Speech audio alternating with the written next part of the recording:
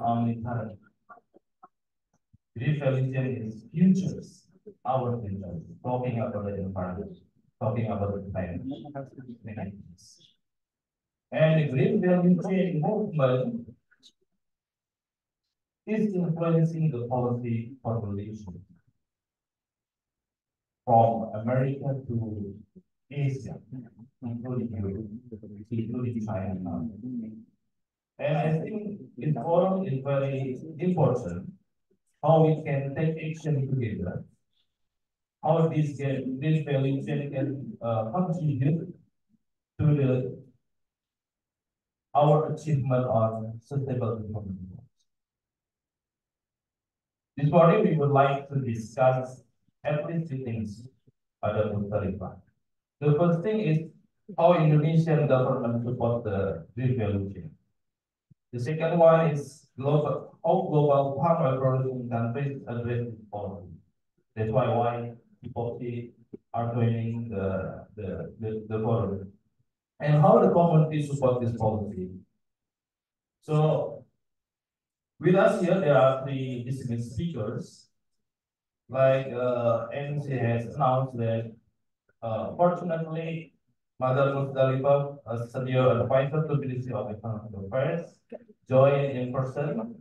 It means the busy of Madam Musdalifah after this, she needs to back to Jakarta. Fortunately, they have time to share with us.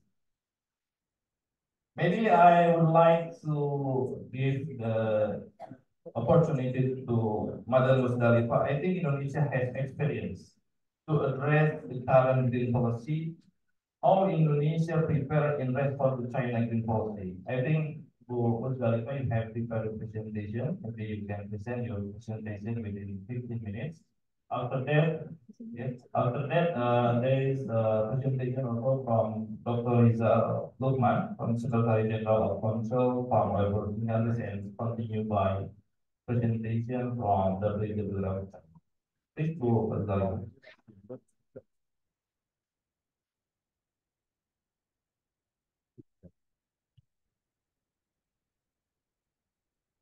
Very good morning to all of you. Distinguished guests, speakers, and CFL invitees, and especially to DG foreign. Yeah. Foreign political national development. Madam Lee Yomi, thank you very much for your attending to this very important meeting between China and Indonesia. And Ibu Mariana Wiswati, DG Perdagangan Luar Negeri. First of all, I would like to extend our welcome to all participants. Dialogue for China's Green Policy in China Asian Expo and China Asian Business and Investment. Before we dive into sustainability, let's discuss how palm oil is made and its origins. Palm oil is a widely used vegetable oil that comes from the fruits of palm vines, which grow in tropical climates. And these plants thrive in tropical climates, with Indonesia and Malaysia accounting for 90% of the global production. Once harvested, these foods undergo processing into various palm oil products that are transported globally to meet the growing demand for oil. A challenge looks ahead is in the future. The global population is expected to hit 10 billion in 2050, and we need to produce 50% more food while using less. That's where palm oil comes in the rising demand. When produced Beda. sustainably, Hah? oil Oh, iya. isn't Beda just bahan. about Ya, udah food, gitu sama. but it Pilih deh. also plays a role in the Pilih. supply. Kita tujuan aja berarti. Yet, Cuma dia doang kan? there is a case. Low demand for sustainable palm oil beds reflecting all farmers who produce, creating a stale situation. On the flip side, prioritizing food security over sustainability drives up demand for conventional palm oil, discouraging sustainable production through higher cost and manufacturers. So what's the solution? It's not just up to companies, governments, or civil society groups. It's about shared responsibility. Consumer playing a crucial role in driving change. Distinguished guests and listeners, Indonesian economy face various challenges that require stability and integrated approach, especially in the agriculture sector. Supply chains, global market access, national and the national dashboard in Indonesia serve as an important tool to monitor and optimizing economic indicators, enabling stakeholders to make better decisions. Through comprehensive and synchronized data collection, this dashboard aims to improve the competitiveness of Indonesia's product, especially food, agribusiness, forestry, and platform commodities.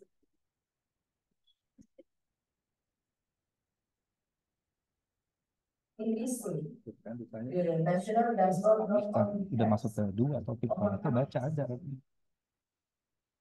Sesuai kok. Gue gak ngerti maksudnya gini. Sama gak dengan bahan ini? Gue gak ngerti. Wah, itu pipit itu tuh minta. Tuh kan benerin. Ya, nanti next slide. Next slide. Nah, udah. In a global context, the challenge faced by Indonesia sector are not only domestic, but are also influenced by increasing significant international regulations. For example, the European Union Deforestation Regulation, or EDR, requires an exporter to report their product do not come from area experiencing deforestation. It is certainly it's not true, because all of our planet here covered by deforestation. And then when we go to develop our country, all forests disappear, change the building and all others needs of people, including in all areas in Europe, in United States, and many other areas being protected rapidly better than the producers country, including Indonesia. So the implementation of regulation like this is important to strengthen the competitiveness of the Indonesian product in the global market. With the support of data and information from the national dashboard, producers can more easily understand and comply with this standard, thereby opening an opportunity to penetrate larger markets. In addition to the EDR, other regulations such as the European Green Deal and Green China policy also put pressure on producing countries to implement sustainable and environmentally friendly agricultural practices. In facing this threat, the national dashboard acts as a platform for developing strategies that are in line with global demands. By providing analysis and recommendations related to compliance with this regulation, the dashboard helps Indonesian producer adapt to market trends, strengthening their position on the international stage. The success of the national dashboard relies not only in its ability to provide relevant data, but also in its ability to build an effective information network between various stakeholders. Collaboration between the government, farmers, entrepreneurs, and consumers will raise awareness about the importance of sustainability and product quality.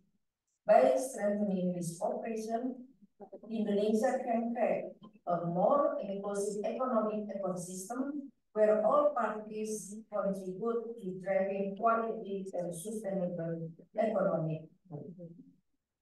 Distinguished participants, ladies and gentlemen, to ensure a smooth and effective implementation on the global green regulation, it is imperative to deepen the dialogue between the various countries and Indonesian stakeholders. Establishing informal consultation mechanism will provide a platform for regular communication, information exchange, and collaborative decision making. It is crucial to actively involve stakeholders, including government agencies, industry representatives, smallholder farmers, and civil society organizations. In the development of technical guidelines and capacity building programs. By fostering open communication and collaboration, both China and Indonesia can work together to achieve the shared goals of reducing deforestation, promoting sustainable land use practices, and ensuring a just and equitable transition for all stakeholders involved. Mobilizing Indonesia's national dashboard are paramount to ensure its effectiveness as a central tool for China compliance and traceability. To achieve this, the government must implement a robust policy framework that mandates its use across the supply chain, while also encouraging active participation from all stakeholders, particularly smallholders, farmers. They integrating the data from intermediaries such as traders and processors is crucial for creating a comprehensive and transparent picture of commodity flows. This collaborative approach, coupled with the inclusion of farmer associations in the civil community, will not only bolster the platform's functionality, but also foster a sense of ownership and shared responsibility among all actors in the agriculture. By strengthening the national dashboard through policy support, stakeholder engagement, and data integration, Indonesia can establish a robust system for monitoring and verifying the sustainability of its commodity exports, thereby securing its access to the global market and promoting a more sustainable and equitable future for its agriculture communities. Distinguished ladies and gentlemen, the National Dashboard as a centralized platform for data management and traceability has the potential to streamline compliance efforts and enhance transparency across the supply chain. However, its effectiveness needs a strong government support and active participation from all stakeholders. Through this concerted effort, Indonesia can overcome the challenges and seize the opportunities presented by the Green China fostering a more resilient and environmentally responsible agriculture sector that benefits both the economy and also the planet. This involves advocating for greater flexibility and support, particularly in areas as capacity building, financial assistance, and market access for smallholder farmers. And Indonesia demonstrates its position as a key player in the global commodity market to push for shared responsibility to achieve sustainable development goals. By engaging with constructive dialogue and negotiations, Indonesia can work toward a mutually beneficial outcome that promotes both environmental promotion, product protection, and economic growth. Indonesian National Dashboard has great potential to support strategies to accelerate quality economic growth by addressing issues of inefficiency in the agriculture sector, supply chain challenges, and the global market, as well as increasing participation in the informal economy. Indonesia can create a more sustainable and inclusive economy. And effective implementation of data and technology through the national dashboard will be a key to achieving this goal, providing a strong foundation for sustainable economic growth and strengthening Indonesia's position in the global market. This way, the Slide-nya udah pindah 2 slide di depan deh. will not only improve product competitiveness, but also Udah 2 product slide. and sustainable Di depan. while increasing over regulations. Thank you very much. Thank you, Madam Khalifa, for your presentation and comprehensive.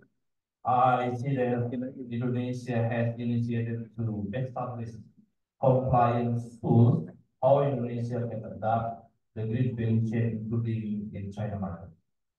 Now we can next to Pak Dr. Rizal Lukman. Selamat pagi, good morning, Pak Rizal. Silakan Pak Rizal. Very good morning. Yes, thank you very much for helping. Pak Rizal, thank you, Pak Rizal. Pak Rizal, from your perspective from the CIPOC institution, green value chain has been adopted in palm oil market in Europe, in South Asia, including in China. How producing countries like Indonesia and Malaysia address these sustainability practices? Please, time is short.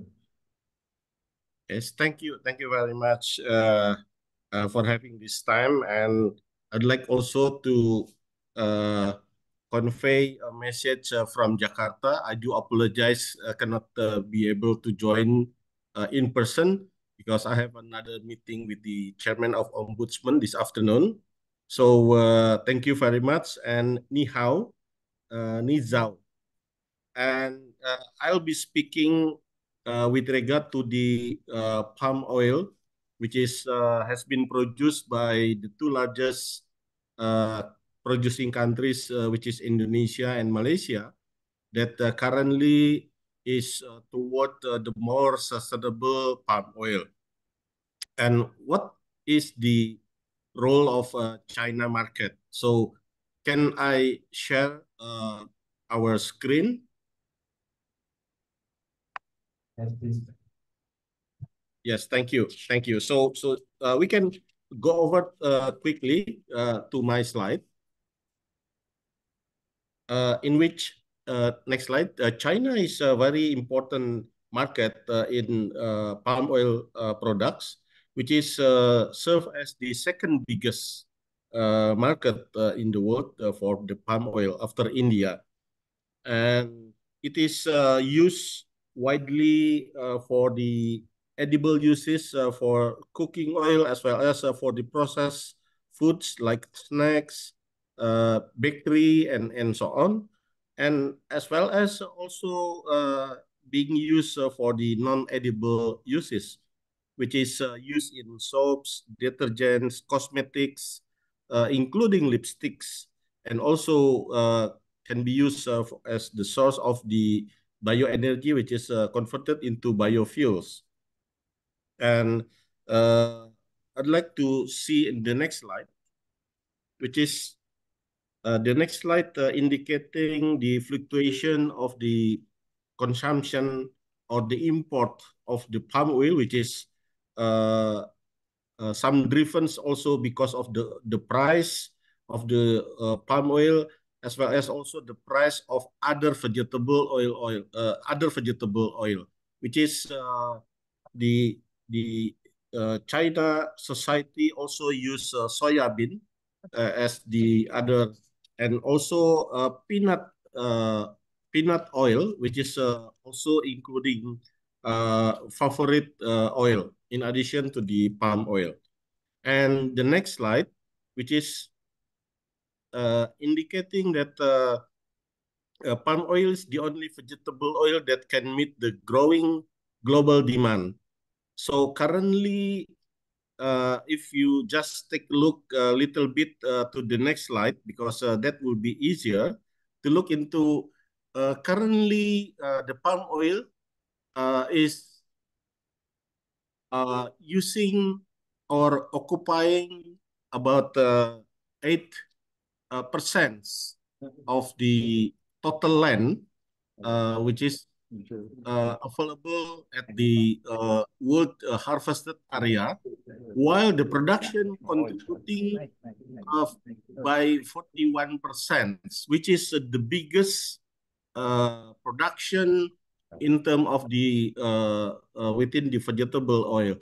That's meaning that the palm oil is the most efficient, the most productive one, which is we can see in order to produce 1 ton palm oil, that's only requiring 0.26 hectare, while in comparison for producing 1 ton soybean oil, for example, it is requiring almost 9 or 10 times, which is about 2 hectare of land.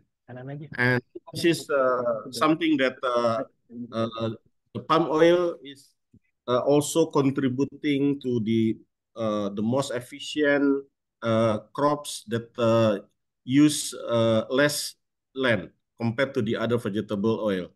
The next slide is indicating how the palm oil is regulated, because for example, more than in Indonesia, more than 50 laws and regulation is regulating the palm oil industry.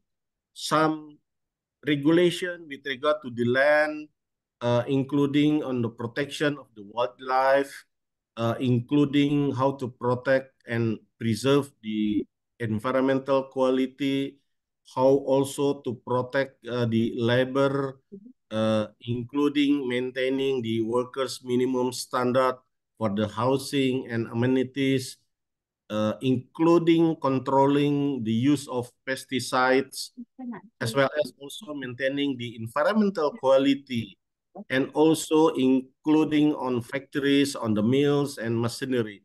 So those are the things that being regulated by the government regulations, more than 50 laws. So meaning that the palm oil industry is not very loose, but it is very, very highly regulated industry. And also, of course, the establishment of the palm oil industry with this stringent regulation, we expect that the palm oil sector is also in line with the environmentally friendly products, or we call it as the sustainable palm oil commodity. The next slide is just an example how the sustainability standard being developed by the government of Indonesia under the ISPO Indonesia Sustainable Palm Oil. In Malaysia, they have MSPO, Malaysia Sustainable Palm Oil. So those two largest palm oil producing countries developing so-called sustainability standard to ensure that the palm oil that being produced respectively in Indonesia, in Malaysia, will meet the sustainability standard. So even the detail of this regulation is in the next slide. So as the moderator indicating questions how the palm oil sector will be in line with the supply chains in the sustainability manner, this is the answer that under the Indonesia Sustainable Palm Oil Standard, there are some regulations in terms of the, for example, the coordinating ministers regulations, Minister of Agriculture for the upstream, as well as also for the Minister of Industry regulating for the downstream supply chains. So from the upstream to the downstream, it is being regulated by the minister's decree to ensure that the whole supply chains from upstream to downstream will be following the sustainable standard. Therefore, the product that being used for export purpose can meet this sustainability standard. Another slide, please go to the next slide, which is also regulating the ISPO, for example, include the 7 principle, which is comply with the legislation, also in line with the good agricultural practices, the environmental management, labor responsibilities, and so on, which is also need to be followed by the industry, by the company, as well as also the smallholders as part of the also very important contribution to the supply chains.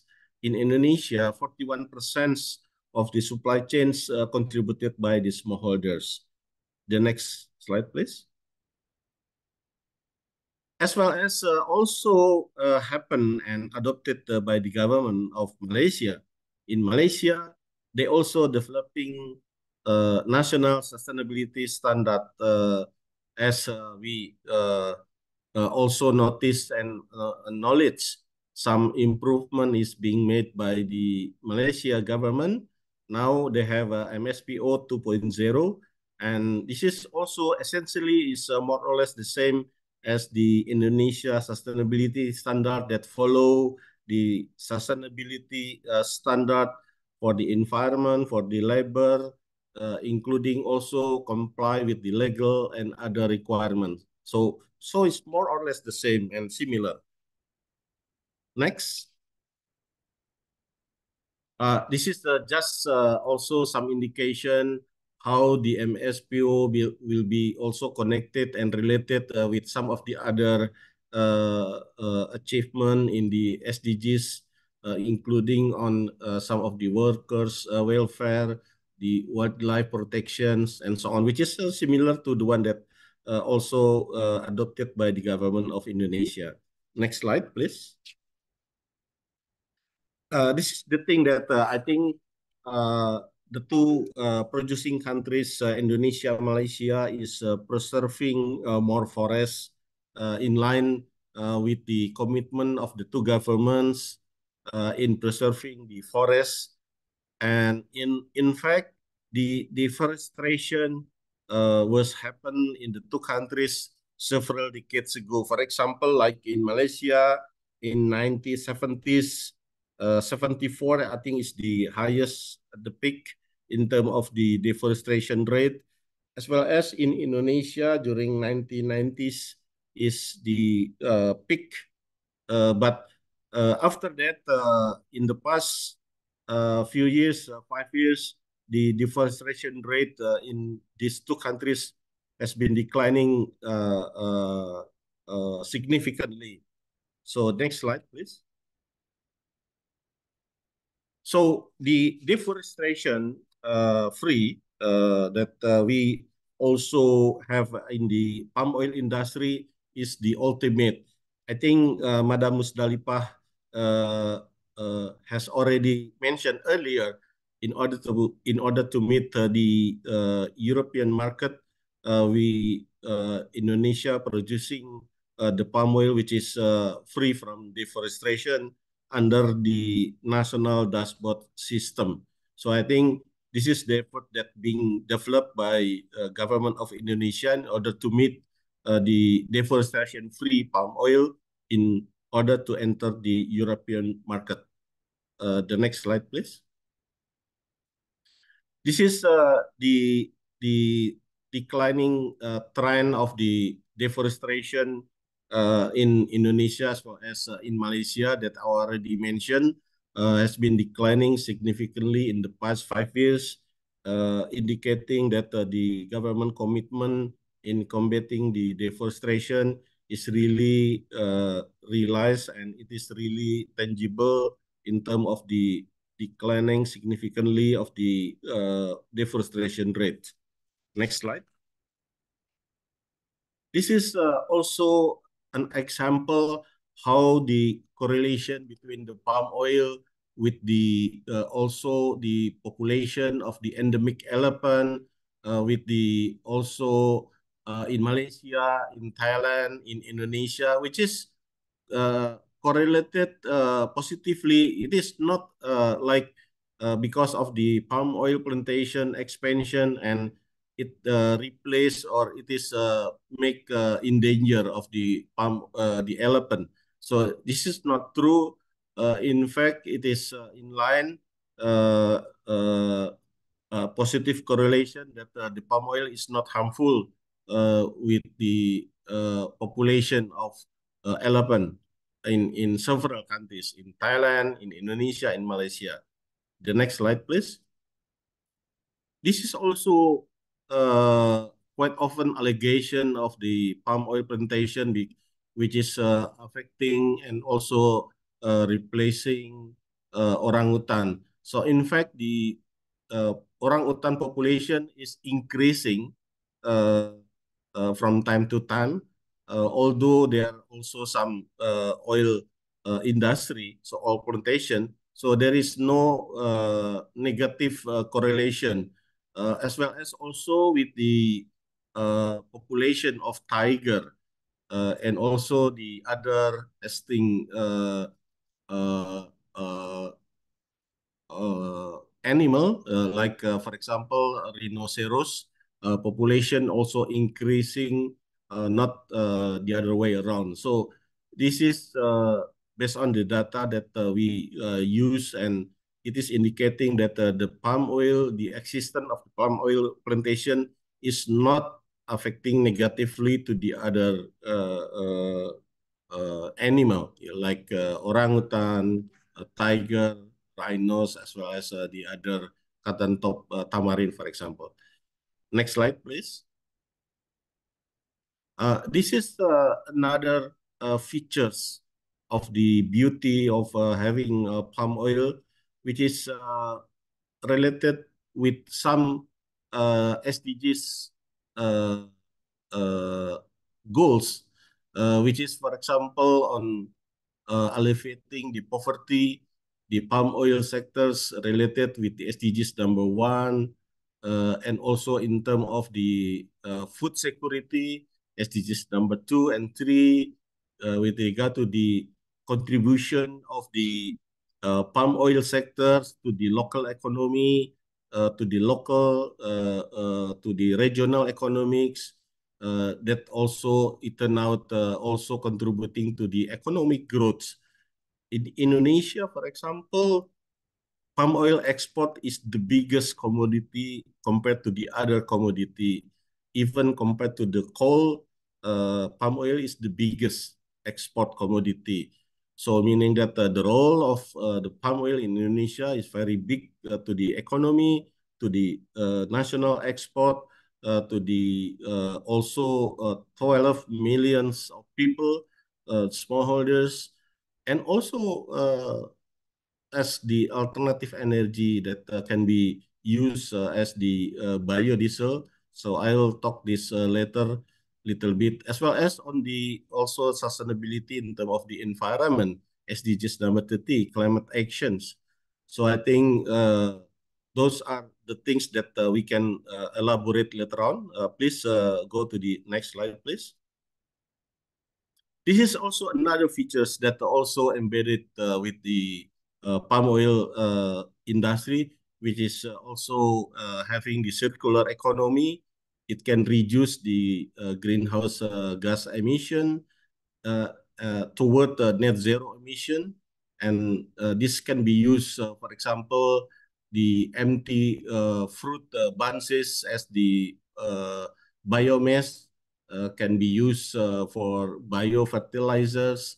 The methane emission generated in the mills can be also used as the renewable energy, or we call it biogas, as well as also the use cooking oil can be used for after or for the jet fuel. Next slide, please. This is the details. For example, from the oil palm can be used as the palm biodiesel, which is producing 500 gallons per acre. While for other commodity, coconut oil, jojoba, rapeseed is much lower compared to the palm oil for the biodiesel purpose. Next slide, please. This is also just an example how. Sorry, Pak Rizal. Yes. The time is 2 minutes, Pak. Please. Okay. So I will wrap up. So this is indicating how the also the use of palm oil, which is superior compared to the other vegetable oil. Next slide, please. Next. I think next slide we can skip. This is I think there are some example. Just want to mention that Indonesia has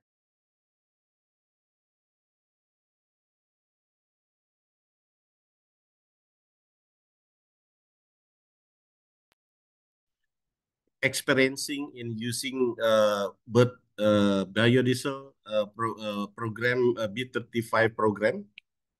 Next slide. Next slide.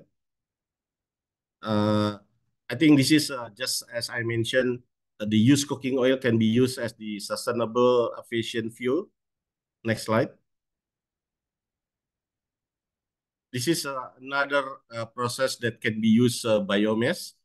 And I think the rest of this presentation basically is indicating how the circular economy can be produced by the palm oil industry, that contributing to the green environment and also in line with the China green value chain policy that becoming the main theme of this event.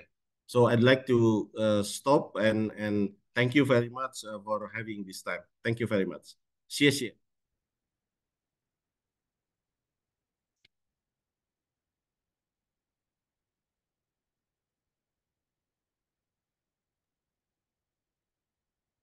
For the many industries. It shows us that Indonesian palm oil is essential. We can discuss further about this. And we also have one speaker from WWF China, Ms. Shang Qin. Ms. Shang, are you with us? Hi. Good morning. Hi, good morning. Good morning. In Hi, good morning, approach, Ms. Shang, in Pentahelix approach, one most important stakeholders is community. And I think WWF has important role how WWF respond this policy, especially for China market. Please share with us, Ms. Chan. Thank you. Please.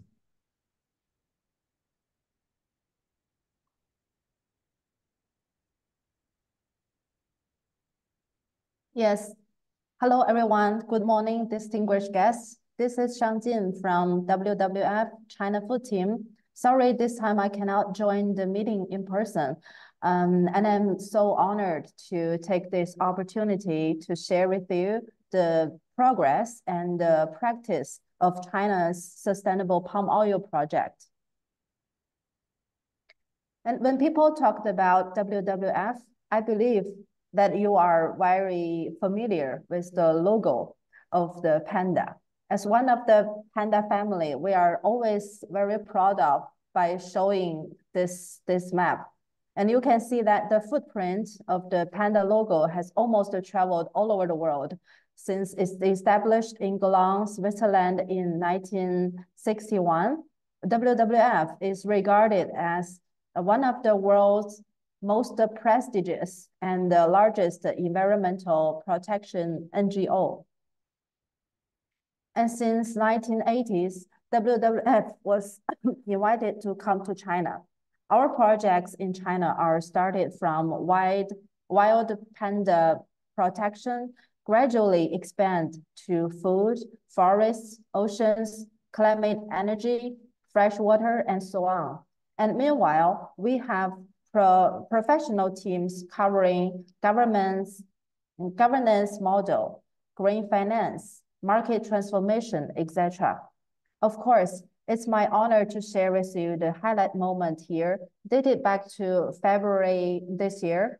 Chinese Vice President Han Zheng met with Kirsten, our Director General of WWF International. And Mr. Han mentioned that China attaches great importance to environmental protection. It's a participant, contributor, and a leader in the construction of global ecological civilization, and is willing to further work closely with WWF to jointly address global ecological challenges. And in the past 10 years, we have been sharing leading international experience, science-based technology solutions as the starting point. Through the baseline research in the global forest protection practice, we have 3 sets of data today to share with you. We note that about 90% of global deforestation is associated with the expansion of agricultural production. And 40 to 50% of the risk of land use change from agricultural products is in the supply chains from 3 commodities, that is beef, soy, and the palm oil. And thirdly, from the perspective of carbon emissions, the greenhouse gas emissions of palm oil produced in deforested areas are 6 times that of non-deforested areas. So compared to the SDGs goal, almost 80% of the goals achieved are strongly relevant to our today's issues. And when speaking of our strengths, we can say that we are the first batch of the international organizations to promote sustainable development in the field of agriculture and food in China. And globally, we have sustainable palm oil work to carry out. In China, we work closely with domestic and international partners, not only government departments, industry associations, research, think tanks, etc., to promote green and sustainable development in regional commodity supply and value chains topic as a mainstream one. And starting from 2021, sorry, we worked with the FACO, China ASEAN Cooperation Center, to promote a multilateral high-level dialogue on sustainable palm oil green value chain. And last year, WWF, as a core supporter and expert group member, we launched the China ASEAN Green Value Chain Partnership with FACO. And quite interesting, at the very beginning of the year, of this year, we visited the Central Kalimantan province of Indonesia and exchanged views with local government officials from the Ministry of Trade and CMEA and associations and the smallholders. And besides that, we partnered with CFNA in 2018 to establish the CSPOA. The full name of CSPOA is China's Sustainable Palm Oil Initiative, which currently has 19 members and hopes to expand to 30 members by 2030. And in terms of our long-term development goals, we want to be a platform for mainstreaming sustainable palm oil in the Chinese market. And in addition to that, for downstream players' cooperation, we have put forward the forest-friendly initiative, developed traceability tools, and invited retailers, such as some large chain supermarkets and traders to join. And currently, we have 7 joined. And lastly, we are also actively working on green finance and consumer advocacy. And as China is the 2nd largest importer and the 3rd largest consumer of palm oil in the world, we have carried our down-to-earth work from 5 pillars. Those are industry dialogues, field visit dialogues with production area, and policy engagement and dialogues, and also about green finance pilot and industry links, and also the consumer campaign. And just now I mentioned about creative thinking of engagement downstream players under forest-friendly initiative. That is a cross commodities transformation to combine palm oil with other soft commodities like soybean, beef, etc. And by achieving this best practice, we will connecting multi-stakeholders to support supply chain transformation. And for consumer engagement side, we are also focused on consumer communication in the beauty, daily cosmetics, snacks, and other industries. For example, in 2022, our first sustainable palm oil action plan was launched on Weibo, WeChat, and other online social medias, with reaching audience of 7 million. And we designed promotion materials from basic knowledge to raise public awareness by engaging with traditional and fashionable ways of promotion. In total, over 30 million hits through this year. So showing this whole supply chain picture to present different perspective. This is to show what are those stakeholders and how we work with. From production, trade, to consumption sectors, we need to take action with all ends of the industry chain. So China, as a market country, we go up forward through policy advocacy, responsible trade, procurement, and consumption, including the support of green finance. And on the production side, our Indonesia offices carry out responsible production and sustainable community work. And the middle procedure is to rely on strong supply chain integration resources to create best practice. So here I would like to take this slide to share with you our priority landscapes in Indonesia and Malaysia, which palm oil industry is kind of a supporting industry in there. And due to its richness in biodiversity, for example, Sumatra tiger, orangutan, and over 4,000 plant species, and highest level of lower land forest plant resources, but also the huge amount of the palm oil plantation and the strong supply chain linkage with China. So we work quite closely with Malaysia and Indonesia. And just like a WWF Indonesia office, they have many conservation experts who has been working on forest conservation for many years. This slide shows Kartingen landscape work with the goal of critical ecosystem in Kartingen maintains its function as an orangutan and proboscis monkey habitat, and its resources area managed wisely in a collaborative and inclusive manner by 2030 to provide sustainable economic benefits in the context of climate change adaptation and mitigation.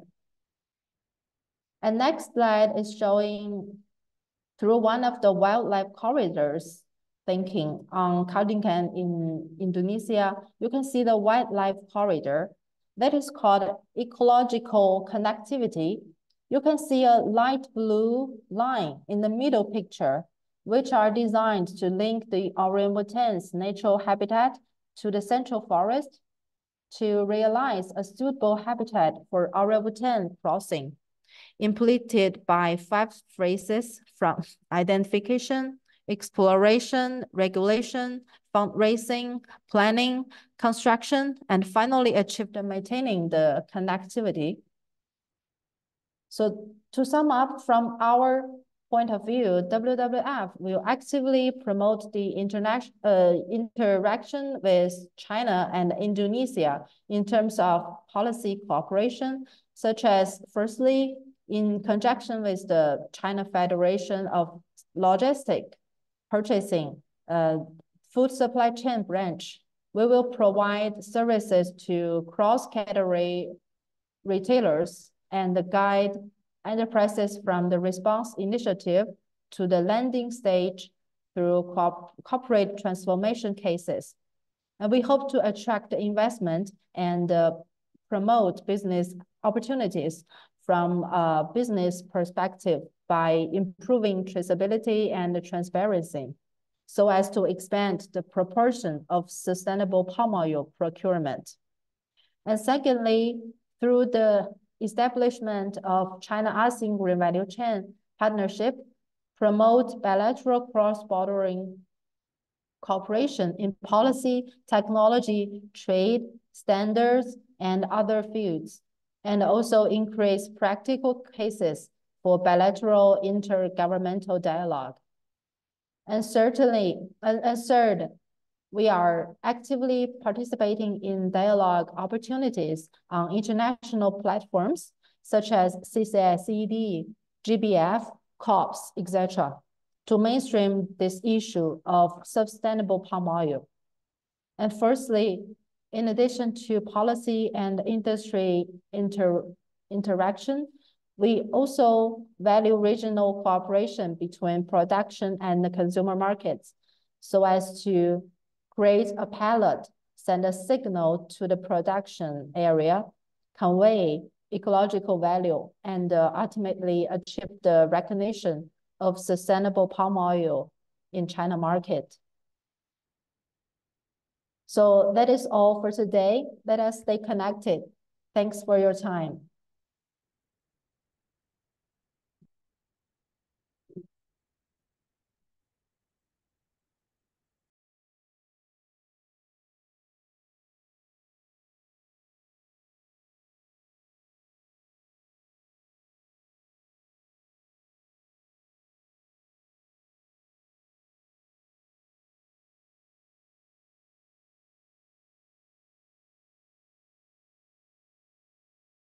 I'd like to inform you again that the Indonesian palm oil is joining Expo and Fall E2. We are more than happy to welcome your visit and exchange about palm oil industry in Indonesia. So you can visit, you can elaborate about the palm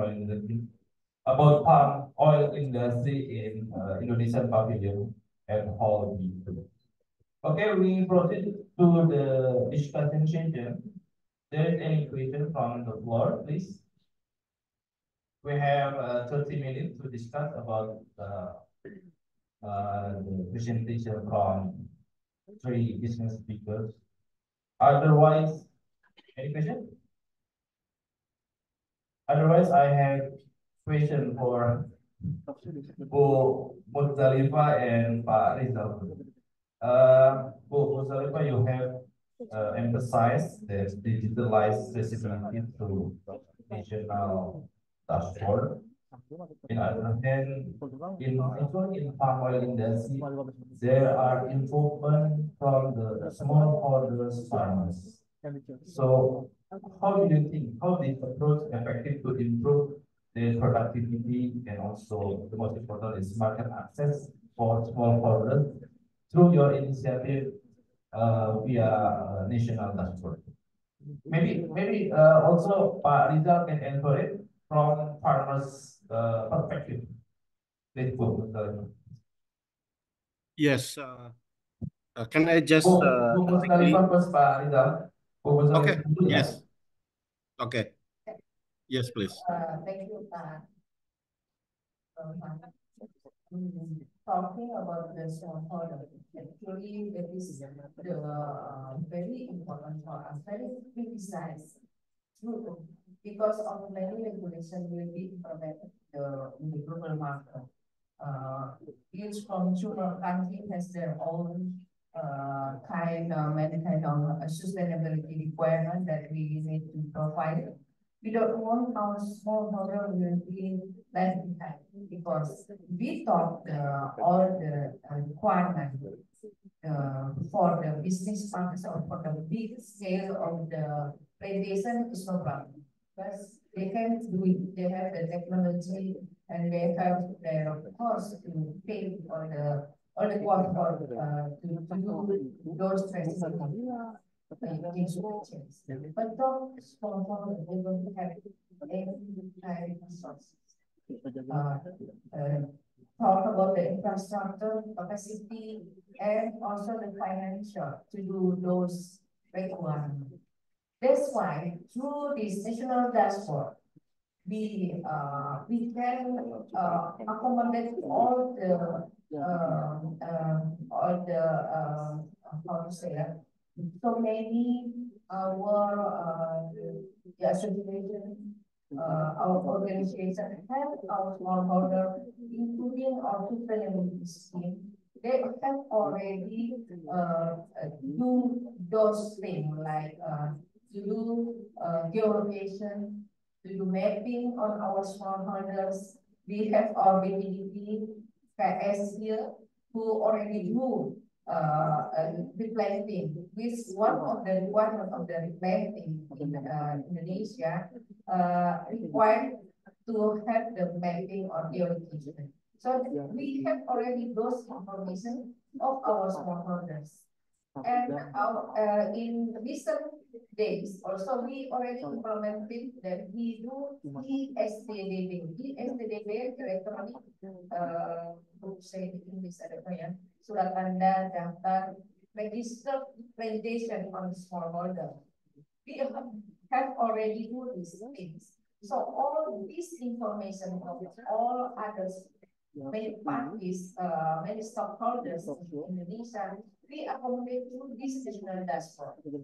We get all the information, data, and information about our plantation, about our product, to trade in the global markets. So we don't, our consumer don't need to have all item or the geolocation because we have the regulation also that we can share our self file to others. Only the owner of the data can file with self file.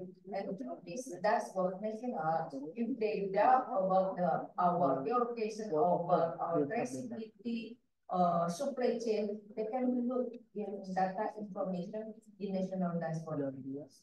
So to talk about smallholder, we hope that all provider, all information that we have already in many stakeholders in many platforms in our country can accommodate, can put it in the national dashboard, and we hope all our smallholder can also involve the trade to go to. Thank you, Mr. Lima. So the establishment of national dashboard is actually to comply with the farmer capacity now. How do you think, Pak Rizal, about the national dashboard connecting to the small farmers, orders, capacity? Yes, thank you. Thank you very much. I think it's very important to give the attention to the smallholders because even though under the national dashboard, it is already included the component of the smallholders, but when we are discussing on preparing for the EUDR implementation, for example, the EUDR, EU deforestation regulation, requiring using the segregated approach at the mills, meaning that the supply chains of the smallholders that cannot be fulfill the requirement of EUDR will be segregated. They cannot anymore supply the FFB, the commodity, to the current mills. That meaning that the smallholders FFB need to go far away. So this is the risk if the EUDR is already implemented using the segregated approach, while the smallholders are not able to fulfill the requirements. So meaning that it is becoming full attention for the Ministry of Agriculture to accelerate the one that already mentioned by Madam Musdalifah is the ESTDB, in order to ensure that the smallholders will be included in the national dashboard. Secondly, I think it's also timely for Indonesia having the national dashboard in order to also the smallholders not only fulfilling the EUDR requirement, but also at the same time, this program, this database can be used as the source of replanting program for the smallholders or program Sawit Rakyat PSR. So this replanting program is very crucial in order to increase the productivity of the smallholders. So I think those two things is very important for the smallholders. Thank you. Thank you, Pak Rizal. Any question from the floor about how you can elaborate the information I have shared by all distinguished speakers? I have one question for Ms. Chang. I have a question for the WWF China. Mr. Learning from European Union to implement EUDR. Currently, there are abundant to be prepared, including benchmarking, map harmonization, and many things. How do you think all of the tools ready for implementation in China? Yes, thank you for giving me the opportunity. And through my introduction, I would like to say that the work we have done in China is to focus on the upstream and downstream supply chain of the palm oil industry and carry out practical work of ecological value transmission. And in fact, not only palm oil, China is also the world's largest importer of soybeans and beef. So tens of millions of enterprises in the supply chain management, we have been trying to help everyone in the ecological attributes, this dimension of empowerment. And also for example, we have a forest friendly initiative, and we developed tools to help companies understand the potential DCF risk in their supply chain and get them within the industry through information exposure and experience sharing. And also we promote consumer awareness through social medias. For example, the online platform Sustainable Palm Oil Action Plan, just mentioned, has reached 7 million hits. And for another, just one forum on Low Carbon Day has 230,000 followers. So we also continue to promote kind of a toolkits to the bilateral and multilateral policy dialogue opportunity as a toolkit. And through Indonesia's local protection experiences and China's transformation cases, promote policy exchange making voice in the international platforms. And maybe we could share the China's sustainable stories in COP16 or COP29 next time. So here I would like to share. Thank you. Thank you, Ms. Sandro. In your presentation, you also emphasize about the some recommendation, including the policy dialogue, as you mentioned earlier in your presentation. I would like to ask to Boss and Faiza, yeah, does Indonesia has timeline to adjust this approach? Yeah, I mean the national dashboard to the implementation of the green policy in China. Is there any plan from Indonesian government and also from the Indonesian businesses to engage, to collaborate with the China government and China? Okay, thank you, I think that is the thing that we want to ask into the China, because in terms of our national dashboard, we already doing piloting to in 15 stakeholders, 15 producer in the country to put in dashboard how we are trying to trace from the farm until for the EU Competent Authority. And I hope also if China can really say how we using do piloting from Indonesia, from all supply chains in Indonesia to go to the China market. It's very good also how this, because this national dashboard now on the stage in the piloting not only palm oil but also with coffee, cocoa, rubber, and coffee, cocoa, rubber, and also palm oil and finger. Yeah. And through this occasion, that is what the stakeholders China can communicate further. It's very precisely important for us because China is not only market, we have a good collaboration together for a long time, work together, and we want to produce together sustainable product for the world.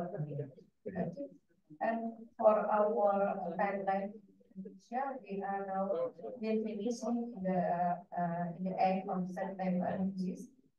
We finishing on this 15 industry to pilot it to utilize national dashboard system to go to the competent authority, the global market, and also I hope we can soft launch maybe in the first era of the development or first lead of the program. Okay, we can wait to launch your national dashboard. Aizal, do you have any questions?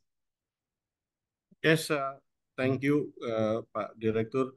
I think government of Indonesia sharing the same objective with the government of China in promoting the green products, in particular for the agriculture products that are mentioned by Madam Musdalifah, including the palm oil. So CPOPC planning to visit China very soon in order to discuss and also disseminate the effort that has been made by Indonesia and Malaysia in order to produce the sustainable palm oil, as well as also updating them on the latest national dashboard in Indonesia, as well as also traceability tools in Malaysia. So I think this is the opportunity that we can share together between the respective governments, as well as also I think from looking at the presentation made by Ms. Jin Shang from WWF China, I think we can collaborate CPOPC and WWF China in promoting and also in discussing further on the sustainable palm oil, as well as also on the green value chain policy in China. So we look forward to work closely with the WWF China, as well as also engaging with the officials, government of China. Thank you very much. Thank you, Pak Rizal. There is question? I want to ask Mr. Mush about the other, what are the next concrete action after this dialogue? It is necessary to create a kind of export between China, ASEAN, or Indonesia, so that the green policy can run well. Nice. Thank you.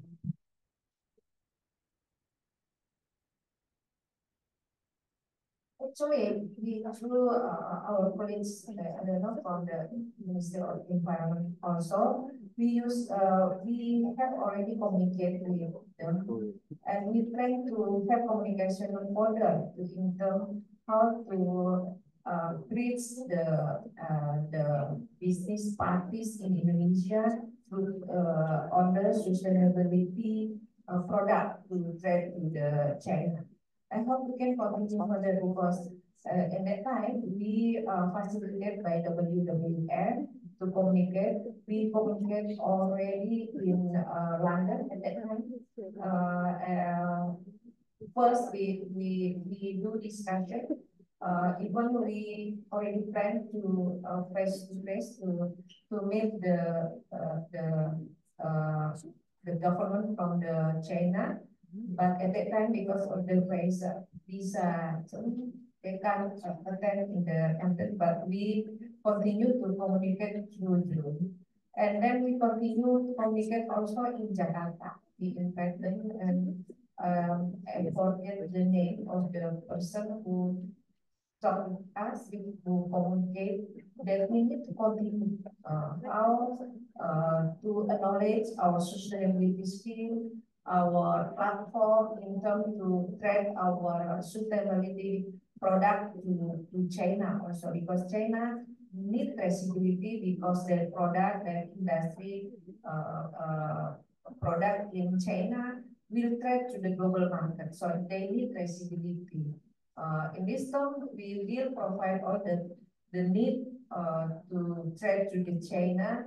Through we can accommodate, we can communicate through national dashboard to how China can inform. We can follow those things, and we also asking China what is their green China, and what is the requirement they will have in terms the trade to the from Indonesia to China. Because at the first, China say the most important for us is the price, the low price. So that is the most we need to fulfill the industry resources. But in the sometimes when we communicate also, we cannot deny anymore sustainability supply chains. So we need to enhance, strengthen the communication to produce sustainability product to export to China.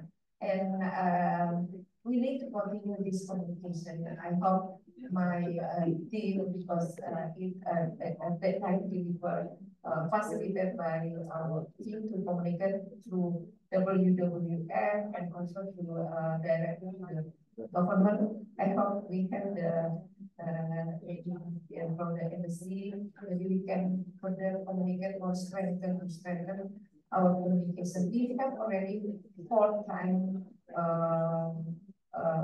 communicate in terms to strengthen our relation on sustainability.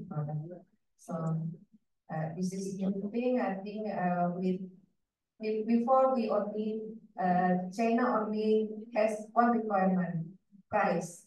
but now they need more. So that's why we are Indonesia ready to provide the customer in China to provide sustainability with all traceability scheme that we need to fulfill income to have a sustainable product to global market. Thank you, Bu Musdalifah. Unfortunately, we are at the end of the discussion. Yeah. Oh, Ibu, please. Ibu Lucy from Consul General of Guangzhou, please. Thank you, Pak. Dear Pak Lukman, it's good to see you meskipun dari secara virtual. So my name is Sandra Lucia from Indonesian Consul General in Guangzhou. My questions is on practicality. You mentioned that China is the biggest exporter for Indonesia's palm oil. My question is how China green policy could affect businesses from both sides, palm oil industries from both sides. Thank you, Pak. Mungkin ke Pak Lukman juga kalau boleh.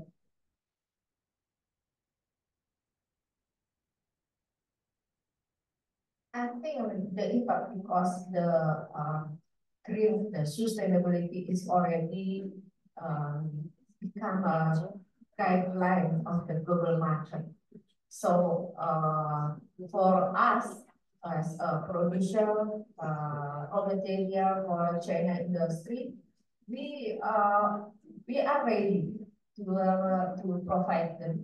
But in Indonesia, actually, we are being developed to fulfill all the requirements. In terms to proceed the sustainability product, talking about palm oil is not easy to produce the traceability and share the document. We had our industry have experience in one container to produce global sustainability product in one container. It needs 1.2 million document to provide. So it's not easy. It's very difficult. But through collaboration, working together with the China consumer for our product in Indonesia, I think we can minimize. Minimize all the requirement needs to fulfill all requirements. Because traceability is not easy. Our plantation in Indonesia for others commodity like rubber, cocoa, coffee, they are all mostly all of them are smallholders, more than 90%. So to talk about smallholder, they don't produce a big amount of coffee or cocoa. It's coming in one container, contain many others, other area. Sometimes they have only 1 hectare, 2 hectares, and the productivity is very varies. There is a high or very low production. So we need to provide all the document. So that's why for the palm oil, because it's liquid, to go to the industry, sometimes our colleagues, Pak Rizal also talk about how to the mass product, yeah, segregating all the product from the smallholder and the industry will already clean traceability for the smallholders. Sometimes they still that because 1, 2, 3 middlemen involved in this traceability, so it's not easy to measure to make an easy document. So in this term, I think the impact of the China, green China, it will maybe cost more expensive to produce one sustainability program. So we need the also one is the cost will be more higher. Yeah, yeah. And then the second one, we need to develop more and more technology and innovation. How to deliver all the product from the farm to the industry will very efficient, very more to minimize all the documentation we need. We need all the documentation of the technology, and also we need to develop the infrastructure for all of our products. Talk about coffee, cacao, they are mostly smallholder. We need to communicate to more doing socialization with them, dissemination the information to make them understand why we need all the documentation in terms to fulfill all the requirements in the global market. So in Green China, because it's we need to fulfill that, because China is our biggest market for all our products. Yeah. Thank you, Bu Musdalifah. And I think it is just beginning, yeah. It is just beginning, like Mr. Sang mentioned in her presentation that there is importance for us to engage each other in terms of G2G and also B2B. So this forum, there is no conclusion in this forum. So again, thank you very much for Ibu Musdalifah, Pak Rizal, and also Ms. Shang for your sharing and presentation. I hope we can discuss further. In Indonesian Pavilion in Hall B2, there is Ibu Aida from Ministry of Finance, and also there is representative from the Palm Oil Association from Gambia. Thank you.